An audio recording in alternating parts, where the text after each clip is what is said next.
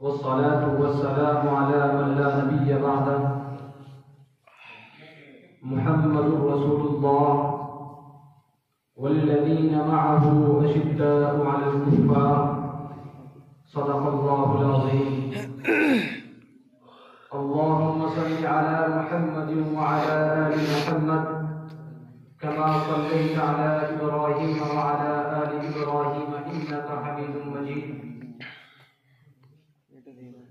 جا زندگی مدینہ سے جھونکے ہوا کے لا، جا زندگی مدینہ سے جھونکے ہوا کے لا، شاہد کے حضور خفا ہے منا کے لا.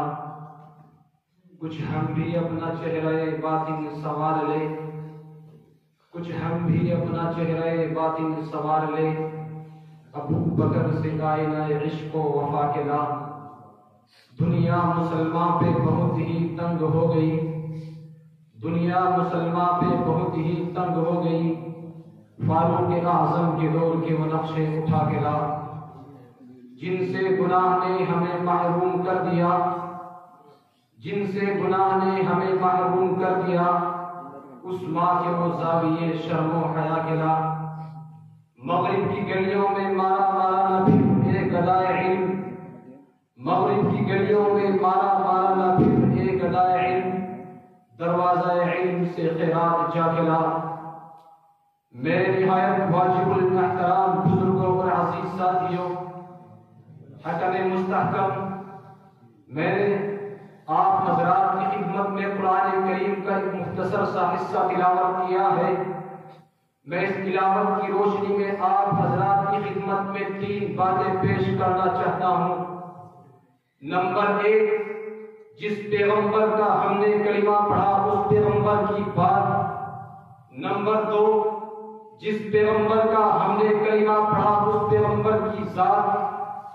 نمبر 3، جس پیغمبر کا ہم نے کلمہ پڑھا اس پیغمبر کی جماعت. ہمارا مسلمانوں کا عقیدہ یہ ہے، پیغمبر کی ذات بھی جنتی ہے، پیغمبر کی بات بھی جنتی ہے، پیغمبر کی جماعت بھی جنتی ہے. ہمارا مسلمانوں کا عقیدہ یہ ہے، پیغمبر کی ذات بھی اعلیٰ، پیغمبر کی بات بھی اعلیٰ، پیغمبر کی جماعت بھی اعلیٰ. ہمارا اہل اسلام کا عقیدہ یہ ہے، پیغمبر کی ذات بھی معصوم ہے، پیغمبر کی بات بھی معصوم ہے، پیغمبر کی جماعت رئیس الجماعت بھی معصوم ہے. کسی کو دھوکہ اس سے لگا وہ پیغمبر کی ذات نہیں سمجھا، کسی کو دھوکہ اس سے لگا وہ پیغمبر کی بات نہیں سمجھا، کسی کو دھوکہ اس سے لگا وہ پیغمبر کی جماعت نہیں سمجھا. ہم دیوبند والے پیغمبر کی ذات بھی سمجھے ہیں، ہم دیوبند والے پیغمبر کی بات بھی سمجھے ہیں، ہم دیوبند والے پیغمبر کی جماعت بھی سمجھے ہیں. پھر ہمارا پیغمبر کے دین پر ایمان اسی ترتیب سے ہے، پہلے پیغمبر کی ذات ہے، پھر پیغمبر کی بات ہے، پھر پیغمبر کی جماعت ہے. پہلے ہم نے پیغمبر کی ذات کو دیکھا تو ہم نے قرآن کریم کو پڑھا، ہمیں یہ بات سمجھ آئی ہے پیغمبر کی ذات کو خدا نے بنایا تو زمین کی مٹی سے نہیں بنایا، بلکہ پیغمبر کی ذات کو خدا نے بنایا تو جنت کی مٹی سے بنایا ہے. پھر پیغمبر کی ذات آدم کا حصہ انبیاء کی ہے، ان کے امام الانبیاء کو صرف جنت کی مٹی سے نہیں بلکہ جنت الفردوس کی مٹی سے بنایا ہے. ایک مٹی تیری اور میری ہے، یہ زمین والی ہے، ایک مٹی پیغمبر کی ذات کی ہے، یہ جنت والی ہے. ایک مٹی امام الانبیاء کی ہے، وہ جنت الفردوس والی ہے. پہلے ہم پیغمبر کی ذات کو دیکھیں تو اعلیٰ، امام الانبیاء کو دیکھیں تو سب سے بڑا. ہم پیغمبر کی ذات کو بھی مانتے ہیں، پیغمبر کی بات کو بھی مانتے ہیں، پیغمبر کی جماعت کو بھی مانتے ہیں. کسی کو دھوکہ اس سے لگا وہ پیغمبر کی ذات نہیں سمجھا، کسی کو دھوکہ اس سے لگا وہ پیغمبر کی بات نہیں سمجھا، کسی کو دھوکہ اس سے لگا وہ پیغمبر کی جماعت نہیں سمجھا.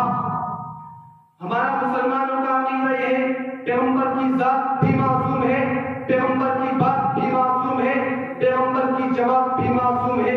پیغمبر کے وجود میں جنت کا نقشہ نظر آئے گا. ایک وجود تیرا اور میرا ہے، ایک وجود پیغمبر کی ذات کا ہے، ایک پسینہ تیرا اور میرا ہے، ایک پسینہ پیغمبر کی ذات کا ہے،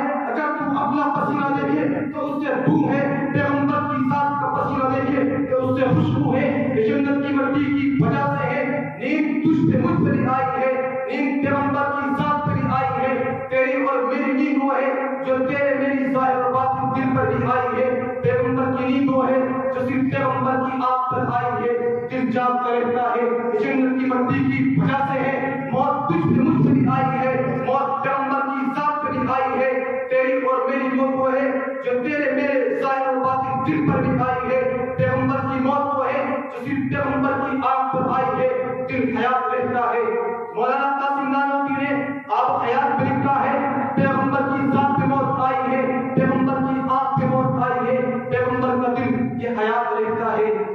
میں اپنی چند بات کی تقریر کو یہی چند باتوں پر ختم کرتا ہوں۔ دعا ہے اللہ تعالیٰ ہم سب کو پیغمبر کے نقش قدم پر چلنے کی توفیق عطا فرمائے، آمین۔ وما علینا الا البلاغ۔